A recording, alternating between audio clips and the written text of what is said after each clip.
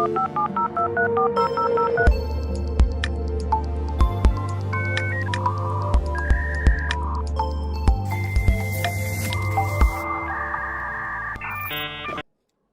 back to the studio, where we're continuing with our interviews.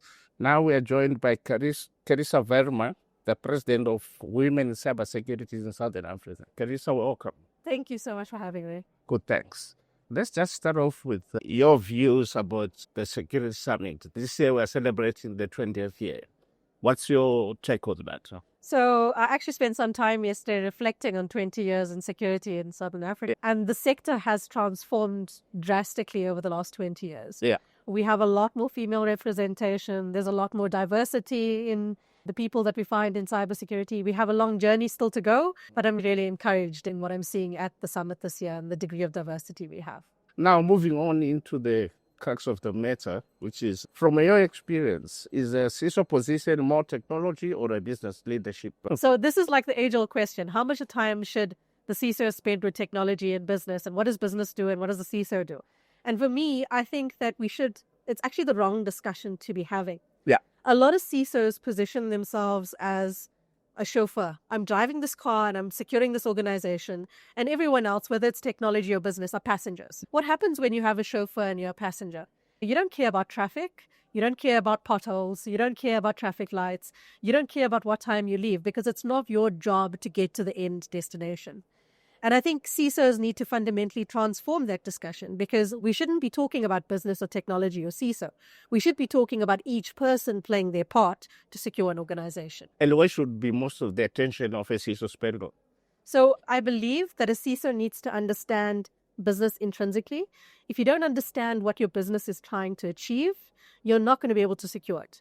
And your business is not going to find you as a business partner. So if you come into a conversation only looking at your agenda and what you need to achieve, but not sponsoring what the business needs to achieve. Yeah. And that sponsorship looks, it shows up in different ways. It's not just verbal. It's which meetings are you attending? Are you attending business strategy sessions?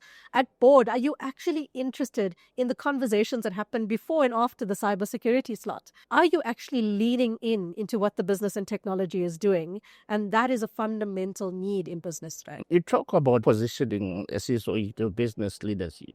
Is that a CISO only or the security team as a whole?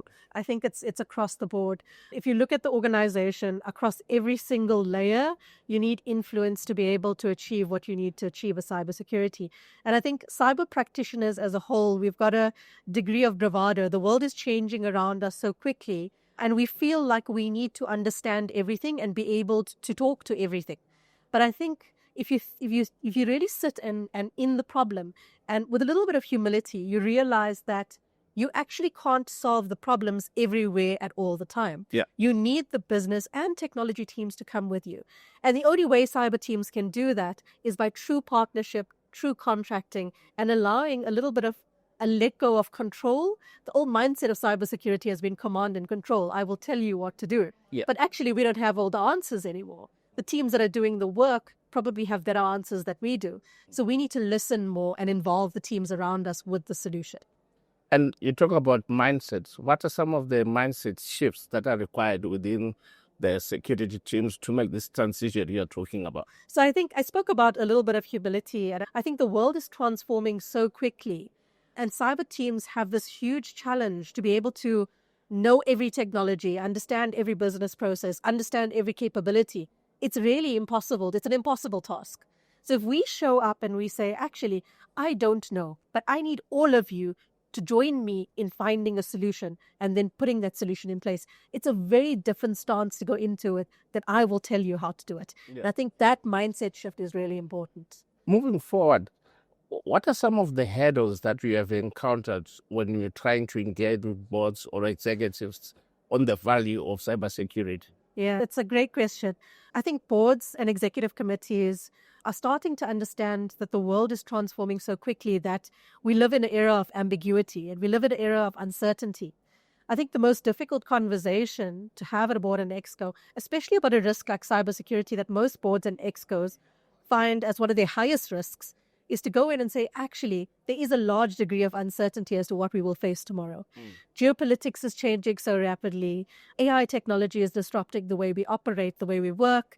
Business models are changing. And based on all of this, there is a degree of uncertainty. So the most difficult conversation to have with the board and Exco is to get them to accept that uncertainty and plan for it. It sounds weird to be able to plan for uncertainty, right? But how do you plan for uncertainty? You basically make sure you have enough investment, enough capability to deal with the eventuality when it comes up. A lot of security programs are very structured, very formalized. But what happens? You have an incident, a new threat arises, and you can't adjust as a security team because all the budget is allocated somewhere else, all the skills are allocated somewhere else. And that agility and having a conversation with your Exco and board around the fact that we don't know what's going to come tomorrow, but we require investment, we require people to be able to deal with that, that's a critical discussion. And what are some of the metrics that you have found out that can demonstrate the value of return on investments in cybersecurity? ROI, return on investments, is kind of a lot of people use it as a swear word in cybersecurity because it's such a hard nut to crack. But I think that in my experience, some of the things that are really important is we often look at ROI of a project. Now, if you have to think about something like protecting endpoints, 10 years ago, the protection was antivirus. Today, it's endpoint detection and response, EDR. In future, it may be something fundamentally different. If we had to go into an Exco board and say, please give me antivirus because I need money to plug this gap, they will give you the money. 5 years later, when you come in and go, please give me endpoint detection and response, it's like, I've already solved that problem. We've paid to solve that problem. But technology has moved on. So the conversation around ROI has to actually center on what does the business really care about? Is your customer database your main asset? And how do we protect that? What are the scenarios we're most worried about? And then link those scenarios to known threats and activities. If we do that, we can display that as threats and activities change, as the world around us changes, we need to continuously invest. And that's how the ROI conversation needs to be crafted. Yeah. Cost always remains an issue within the business environment, and some view security as a cost center. And so how do you make a case that say cybersecurity is a business enabler? Yeah, I mean, that's another great question. I believe when I talk to boards and Excos, the main message I try and land is that if you embed cybersecurity into everything that you do, it's a huge business enabler. And there's really practical examples of this. If, for example, you are looking to partner with another company, a lot of companies are looking at cyber hygiene as a requirement. How can I trust? So similarly to financial hygiene, similarly to governance and controls and regulatory compliance, companies are looking at cyber hygiene to decide who they partner with. When you look at investment, investors are looking at how strong is my investment going to be when I give you this money. If your business is completely online or even mostly online, the risk of cyber breaches is high. So being able to demonstrate high quality cyber controls, high, thinking around cyber strategy is a huge business enabler. And you don't feel that pain until you're in a relationship where, you've lost a deal or you've lost an opportunity for partnership because of a requirement where you weren't strong enough in cybersecurity. But don't put yourself in that position. Rather do the proactive steps so that you can get that business benefit. Okay. What advice would you give a CISO who's trying to move into strategic conversation at the executive level? So I spoke earlier about, our behavior as CISOs. Yeah. So how do I show up?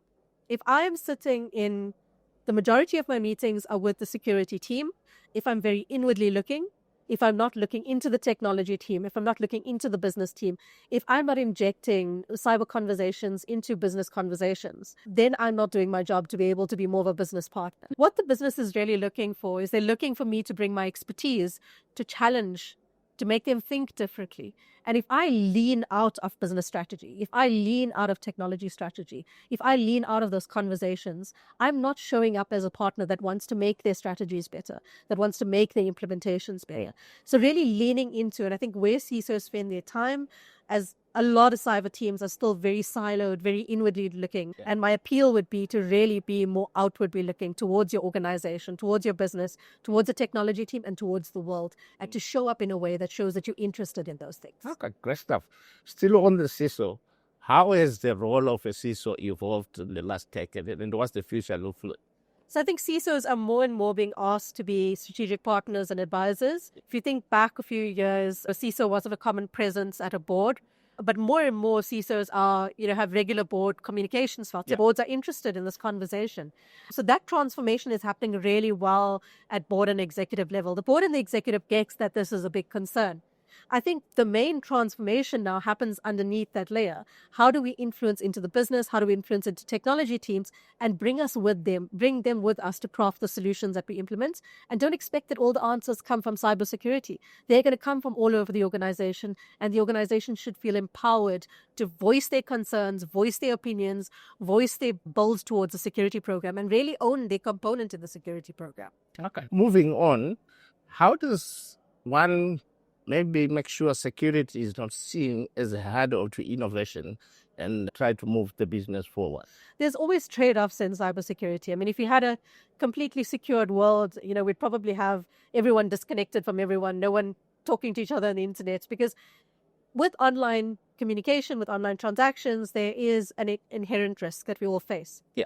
So there's a fine balance between over-control, which is not just friction in the system, it's also quite expensive and frustrating, but also enabling business to do what they need to do.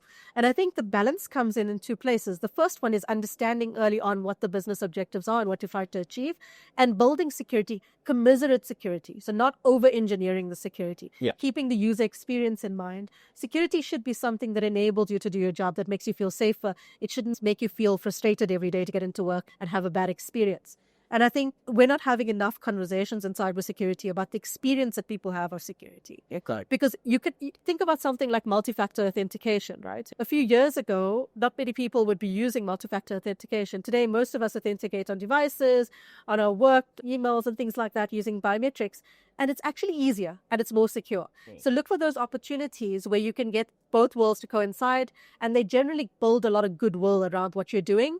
And that's the inroad of how you get that balance between friction and buy-in. Okay, no, thank you so much.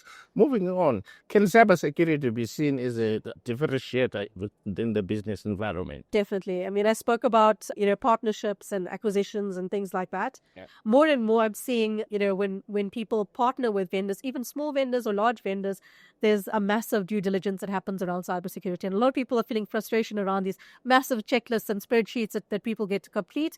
But you can see the interest in large organizations and small organizations. If you don't have the strong cyber hygiene, you're not going to get the door opened for new business. And guess what? If you don't maintain that strong cyber hygiene, that's not going to be a long-term relationship for you. It's going to be cancelled pretty quickly when the person you're providing services to realizes that your cyber hygiene isn't good. Okay, no, thank you. As we conclude, Kerissa, President of Cybersecurity Southern Africa, what are some of the gaps that we have seen in the industry when it comes to gender equity in the field? So Women in Cybersecurity is a non-profit organization. We're a global organization. Yeah. And I'm the president of the Southern African affiliate. I think that, like I said earlier, I think we've walked a long journey in South Africa and Southern Africa. We've made great wins. I do feel like we need more mentorship and we need more strong role models in the grassroots levels. I think a lot of young girls in South Africa don't even know that cybersecurity is a career. Yeah. They don't know that this is something that they can thrive in. And we need to have more conversations at that levels, at schools, at universities, to both educate them about the risks, but also educate them about the career potentials in cybersecurity and get some interest for. Kerissa, thank you so much for your time. We really appreciate it. Thank you. Thank you so All much. the best with the rest of the conference or summit. Thank you. Thank you for watching. More interviews coming up. Thank you.